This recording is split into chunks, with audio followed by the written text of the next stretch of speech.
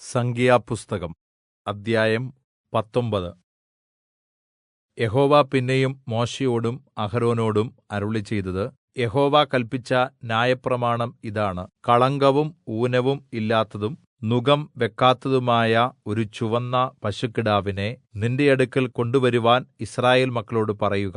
നിങ്ങൾ അതിനെ പുരോഹിതനായ എലെയാസാരിന്റെ പക്കൽ ഏല്പിക്കണം. അവൻ അതിനെ പാളയത്തിന് പുറത്ത് കൊണ്ടുപോകുകയും ഒരുവൻ അതിനെ അവന്റെ മുമ്പിൽവച്ച് അറുക്കുകയും വേണം. പുരോഹിതനായ എലെയാസാർ വിരൽകൊണ്ട് അതിന്റെ രക്തം കുറെ എടുത്ത് സമാഗമനകൂടാരത്തിന്റെ മുൻഭാഗത്തിന് നേരെ 7 പ്രാവശ്യം തളിക്കണം. അതിന്റെ ശേഷം പശുക്കിടാവിനെ അവന്റെ മുമ്പിൽവച്ച് ചുട്ട് ഭസ്മീകരിക്കണം. അതിന്റെ തോലും മാംസവും രക്തവും ചാണകവും കൂടി ചുടണം. പിന്നെ പുരോഹിതൻ ദേവദാരു, ഈസോപ്പ്, ചുവപ്പുനൂൽ എന്നിവ എടുത്ത് പശുക്കിടാവിനെ ചുടുന്ന തീയുടെ നടുവിൽ ഇടണം. അനന്തരം പുരോഹിതൻ വസ്ത്രം അലക്കി ദേഹം വെള്ളത്തിൽ കഴുകിയ ശേഷം പാളയത്തിലേക്ക് വരികയും സന്ധ്യവരെ അശുദ്ധനായിരിക്കുകയും വേണം. അതിനെ ചുട്ടവനും വസ്ത്രം അലക്കി ദേഹം വെള്ളത്തിൽ കഴുകുകയും സന്ധ്യവരെ അശുദ്ധനായിരിക്കുകയും വേണം.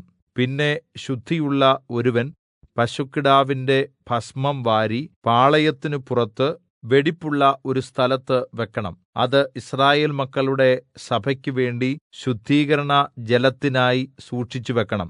അത് ഒരു പാപയാഗം. പശുക്കിടാവിന്റെ ഭസ്മം വാരിയവനും വസ്ത്രം അലക്കി സന്ധ്യവരെ അശുദ്ധനായിരിക്കണം. യിസ്രായേൽ മക്കൾക്കും അവരുടെ ഇടയിൽ വന്നുപാർക്കുന്ന പരദേശിക്കും ഇത് എന്നേക്കുമുള്ള ചട്ടം ആയിരിക്കണം. ഏതൊരു മനുഷ്യന്റെയും ശവം തൊടുന്നവൻ 7 ദിവസം അശുദ്ധൻ ആയിരിക്കണം. അവൻ 3-ാം ദിവസവും 7-ാം ദിവസവും ആ വെള്ളംകൊണ്ട് സ്വയം ശുദ്ധീകരിക്കണം. അങ്ങനെ അവൻ ശുദ്ധിയുള്ളവനാകും. എന്നാൽ 3-ാം ദിവസം അവൻ സ്വയം ശുദ്ധീകരിക്കാഞ്ഞാൽ 7-ാം ദിവസം അവൻ ശുദ്ധിയുള്ളവനാകുകയില്ല.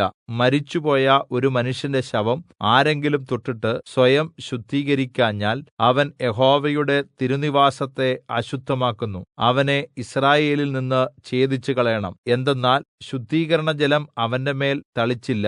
അവൻ അശുദ്ധൻ. അവന്റെ അശുദ്ധി അവന്റെ മേൽ നിൽക്കുന്നു. കൂടാരത്തിൽ വെച്ച് ഒരുത്തൻ മരിച്ചാലുള്ള ന്യായപ്രമാണം ഇതാണ്. ആ കൂടാരത്തിൽ കടക്കുന്നവനും കൂടാരത്തിൽ ഇരിക്കുന്നവനും 7 ദിവസം അശുദ്ധൻ ആയിരിക്കണം. മൂടിക്കെട്ടാതെ തുറന്നിരിക്കുന്ന പാത്രമെല്ലാം അശുദ്ധമാകും. വെളിയിൽ വെച്ച് വാളാൽ കൊല്ലപ്പെട്ടവനെയോ മരിച്ചുപോയവനെയോ മനുഷ്യന്റെ അസ്ഥിയോ ഒരു ശവക്കുഴിയോ തൊടുന്നവൻ എല്ലാം 7 ദിവസം അശുദ്ധനായിരിക്കണം. അശുദ്ധനായി തീരുന്നവനു വേണ്ടി പാപയാഗം ചുട്ട ഭസ്മം എടുത്ത് ഒരു പാത്രത്തിൽ ഇട്ട് അതിൽ ഉറവവെള്ളം ഒഴിക്കണം. പിന്നെ ശുദ്ധിയുള്ള ഒരുവൻ ഈസോപ്പ് എടുത്ത് വെള്ളത്തിൽ മുക്കി കൂടാരത്തെയും അതിലെ സകല പാത്രങ്ങളെയും അവിടെ ഉണ്ടായിരുന്ന ആളുകളെയും അസ്ഥിയാലോ ഒരു ശവക്കുഴിയാലോ കൊല്ലപ്പെട്ടവനാലോ മരിച്ചുപോയവനാലോ അശുദ്ധനായവനെയും തളിക്കണം. ശുദ്ധിയുള്ളവൻ അശുദ്ധനായി തീർന്നവനെ 3-ാം ദിവസവും 7-ാം ദിവസവും തളിക്കണം. 7-ാം ദിവസം അവൻ സ്വയം ശുദ്ധീകരിച്ച് വസ്ത്രം അലക്കി വെള്ളത്തിൽ സ്വയം കഴുകണം. സന്ധ്യയ്ക്ക് അവൻ ശുദ്ധിയുള്ളവനാകും. എന്നാൽ ആരെങ്കിലും അശുദ്ധനായി തീർന്നിട്ട് സ്വയം ശുദ്ധീകരിക്കാഞ്ഞാൽ അവനെ സഭയിൽ നിന്ന് ഛേദിച്ചു കളയണം.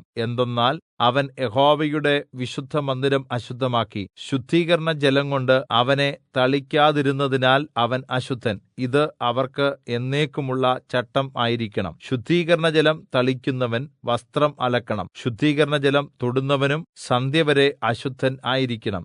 അശുദ്ധൻ തൊടുന്നത് എല്ലാം അശുദ്ധമാകും. അത് തൊടുന്നവനും സന്ധ്യവരെ അശുദ്ധനായിരിക്കണം.